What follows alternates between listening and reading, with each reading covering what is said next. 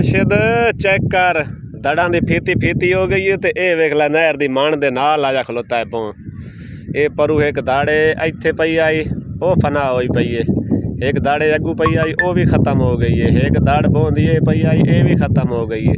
तो सारा ये दरियाई मंजर नजर आंदा पिया है। 5 चक दी टैंकी सामने नजर आंदी पई है। 5 चक वाली आबादी च पानी है सारा।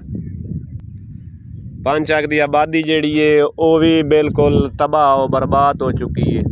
ये जनाब का पिछू सामने घर है पिया है चेक कर सकते हो। जूम करेंदा पिया थोड़ा जिहा तुहानू जूम करके विखाइंदा। ये आए वेख लो खोखर वदन घर वहिंदे पन जेदी होरी। तो बाकी ये वेख ला जिदे किदे ओ सिलाब ही सिलाब है। तबाही और बर्बादी लै गई है। पूरे पंजाब दे विच इहो हाल है मुर्शिद। ये जी नहर की परली मान पई है तोड़ थोड़ी या नहर की परली साइड बची पई है। बाकी काशा भी काई नहीं हर शायद तबाह बर्बाद हो चुकी है।